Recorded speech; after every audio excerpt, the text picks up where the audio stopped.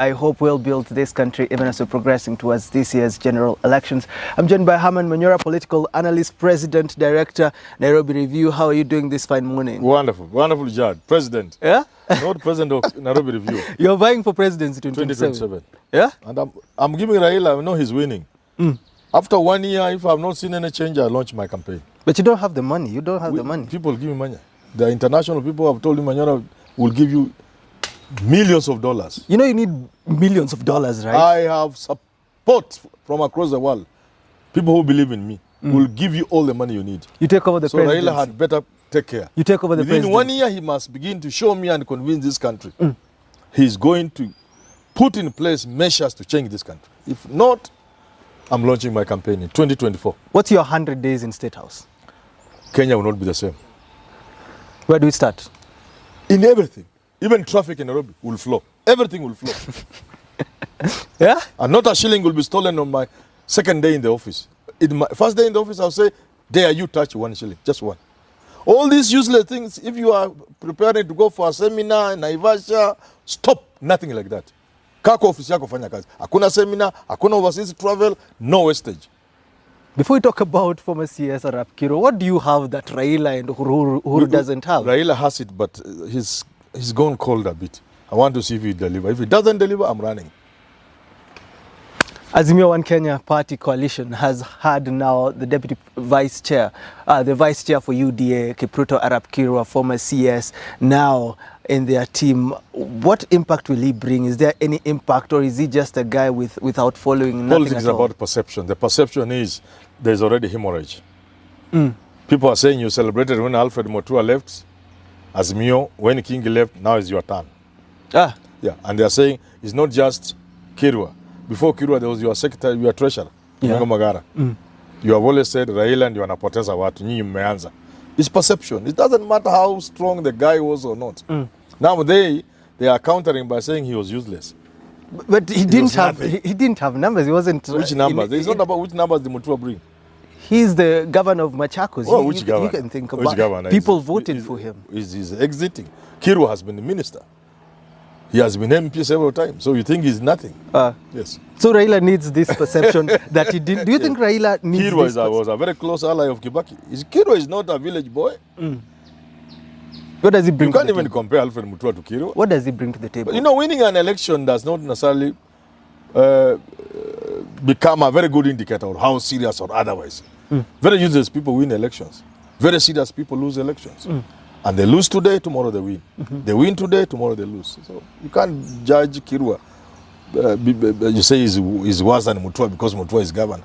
Yeah. Tomorrow Kirwa could be the governor of Trans-Nzoia. Should Ruto be worried with this trend? And are we going to see a lot of this from both sides of the divide? No. Now it is one direction. And I said it before. They have had their day. Now it is Azimio's day. It is only going to move from Kenya Kwanza UDA to Azimio. Watch this space. Kenya Kwanza to Azimio. Watch this space. Why are you saying that? Because we are seeing a lot of divisions also in Azimio. No. Take a look. Who can live now? Who can live Azimio? There's nobody to live. They are stuck there and they are big. You see what Azimio did was to put together all the big boys and girls, if you wish. Now, and most of these people are so beholden to people like Uhuru Kenyatta, they can't afford to live.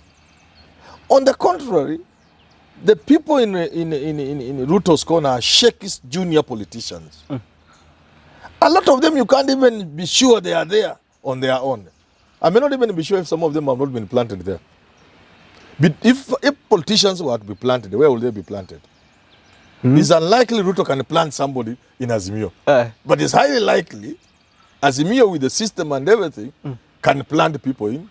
But you speak about... And it's also highly likely that the Mount Kenya people who do not have a presidential candidate in this game can move here and there. You're glorifying the president. You're saying they can't leave because he's there. But look at Kalonzo. Kalonzo just got cleared and he's going to... Where is he clear to do what? He's going to vie for presidency. Kalonzo is more Azimio than Azimio itself. Uhuru could not tell me because all this drama, we'd expect they had the a cup of tea somewhere in Europe, I don't know, Switzerland or where. I had that story. And at the end of it, Kalonzo is in the house, cutters of Uhuru Kenyatta. Now, look at Azimio now. We're seeing a little bit some coastal regions saying that Azimio has been taken over by ODM. They're saying they're not being involved in RAILA'S trips, even in coast. These are problems that can lead to fallout. What would you advise Raila now? Raila is advised, and he has been advised by people. Gather all, scatter none. But they're getting scattered. But the problem is, when you are dealing with junior, small politicians trying to equate themselves to senior people, that is a problem. Look at Alfred Mutua, for example. He would want to share the same table with Uhuru and Raila. It's not possible. You are junior. When these are not your peers. So even within the context of the coastal politics, there are some people who must know they cannot be on the front seat. They will be in the room, they will be given a chair, they have a seat, but they can't be on the high table. So they don't want to accept their place. But okay, now let me give you an example. Okay, now, so they are there, they are par. Let's see them get the governor seat. Yeah? Let them get them. Let's see. Now they are on their own, so let them get the seats. You think they can't get No, let them get. No, it will be good for them. Let them get. This will show them who they are, if they didn't know. they are junior, they are small. They must accept. If you are kingy, you cannot, there's some kind of unstated hierarchy that Joe is above you. He's in another league. Raila is not in your league. He's not your peer. Nani Raila amekupanga kutoka nowhere, akikuleta juu mali umefika umemea pembe. But how difficult is it then for Raila to do what the deputy president has been doing, showing them that they have a place? I think it's Nelson Harvey on a tweet said that RUTO listens to them. RUTO sits with them for minutes and hours. But and RUTO, it isn't the same with Raila. These people are almost near RUTO. They are not near Uhuru and Raila. Raila and Uhuru are in their own class. These are they are peerless. RUTO is under them. By far. He's not in their class. So that's why he's playing around with junior politicians. He's comfortable with junior politicians. But it seems great on the ground because people... Yeah, it's good on the ground and it's working for them. But until the push gets them somewhere, then you realize they were not as important and as useful as you thought. This game is not for boys. So what then should Raila do if he has these people that think they are in his class? What can he do? Let them go. There is no politician in this country. And when I say these people want to say what they want, there is no politician in this country who has held people's hands from nothing and put them on the national limelight like Raila Odinga. What else do people want Raila to do? This Kingi, if it's not for Raila, where would he be? All these Kinamoses couriers, all these people are making noise. It's Raila who has taken them from nowhere and made them people. So what do they want Raila to do? To go and dine in their home every evening so that they can tell people, yesterday I hosted Raila in my house. No, come on. It won't happen. It won't happen. It's not going to happen. This is a president in waiting. He said he's not even concerned about election rigging. He has all the votes. I loved that. That was a big one. Yeah? That was a big one. This is overconfidence, and overconfidence makes people You need a bit of confidence. Have you noticed that Ruto's confidence is beginning to wane? It's going down. Yeah? I was in on TV today, Citizen, I think. Somebody has noticed he was shaking during the prayer building. Yeah. I had not noticed. Oh. He was shaking. You say they shake at the presence of Uhuru and Raila. This is a big thing. Look at Mwangio area. Let's talk about IEBC. He went to deliver his nomination papers and I think he went to IEBC just to confirm his name. But he says his name is not there. He's saying IEBC is so determined to have 3 people on board, to have only 3 candidates. Do you think this is the right way? That's the way it should be. That's the right way? That's the right way. Look here. Let us not play with this country. Past nomination. Anything happening to these guys and their running mate, elections are postponed for 90 days. Yeah? Yes, 90 days. Any of them? 90 days. This is a highly charged election. To imagine you can postpone it for another 90 days. You can be subjecting the country to, you can't even know what can happen. And then you start another round. Then you have another joker joining the team and another. Now you have 600 people. Today there were 50. Next election, there will be 1,000 people wanting to run. We must ensure only serious people run, including you cannot be on the ballot. You should pay like 100 million shillings to be on the ballot, $1 million. You make it to be on the ballot, as difficult as possible. Yes, because jokers will be there. Now, these are 50. Next time, there will be 1,000. And they must be protected. Because anything happening to those guys and their running mates, elections are postponed immediately. How should Chebukati draw this line between just having be serious. my constitutional right to No, buy? the constitutional right, you can mess everybody's constitutional right. We have right to security in this country. We must be safe in this country. Elections can take this country down the road, all the way down the cliff. We must be very serious with elections. We cannot allow jokers in an election. Look, there were about 50. Supposing all of them were cleared. That is a booklet. On average, how many minutes will a voter take in the booth?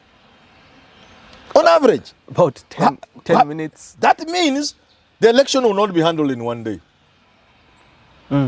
Now you are spilling the election into night and the following day, chaos. You cannot manage the chaos. So it's up to Chebukati to become We must be serious, creative. people, my friend. We must be serious, even in America. We only know of Trump and Biden. There were many others. You pay to be on a ballot. For example, you say, me, I want to test my popularity. I will be on the ballot in Kakamega, Vihiga, Trans Nzoia, Busia, and Bungoma, where lawyers are. I want to see. That's where I will be voted for. I'm not on the other 42 counties. I'm on 5. And I pay to be there. We must go in that direction. I was also saying on the TV show, one of the reasons why we have chaos in voting at the polling station is agents are missing. Agents have not signed. Agents are denying. So how will you manage to pay your agents in 50,000 polling stations if you are a poor man? Who will pay them for you? So if you're a poor man, you cannot vote. Manyora suggests you need a minimum of 3 agents from voting, counting, and so on. A minimum of 3. Okay? During the days, mtu ataenda lunch, awache mwingine hapo. And then there will be the counting. So you need a minimum of 3. And you pay these agents a minimum of 1,000. So we want you to give us 3,000 shillings per polling station. In advance, you pay to IBC, you'll pay your agents. Okay. We must minimize jokers. But I'm asking, does that mean IBC can do that without amending the law? Can a poor person run for presidency? Why would you run for if you are poor? You have just asked me where I'll get money when I'm running. There are people going to sponsor me. If you are good enough, the citizens of this country can fundraise for you. You can tell them I have ideas. I don't have money. If they believe in you, they will fundraise for you. Are you happy then with what Chebukati is doing right now? Trying to come up with measures. Kwanza afagie, wacha hata afagie. Ukiingia tu hivyo anaangalia sura yako anakuambia get out. You don't look nice. You don't look like a president. Yeah. You are not presidential. Vote. But finally, what do you think about Kalonzo now being allowed to come in? Mwangi Waria is saying Kalonzo has been allowed. Let me also be allowed. They can be allowed, but those at least. Kalonzo is not a joker. He can be allowed, but he will not run. Kalonzo is more Azimio than Azimio. And that's why you want to wind it up. Just wind it up there. Thank you so much for tuning in to today's political conversation. It has been a conversation on this year's general elections. I do hope you will get informed and make the right decisions even as we're progressing towards that polling And day. our live shows. Please remind our viewers, our live shows. Yeah, every Monday. I hope you watched it yesterday. Monday, Wednesday, and Friday we'll be live here. But until we do have these conversations again. Thank you so much. Have yourself a lovely rest of your day.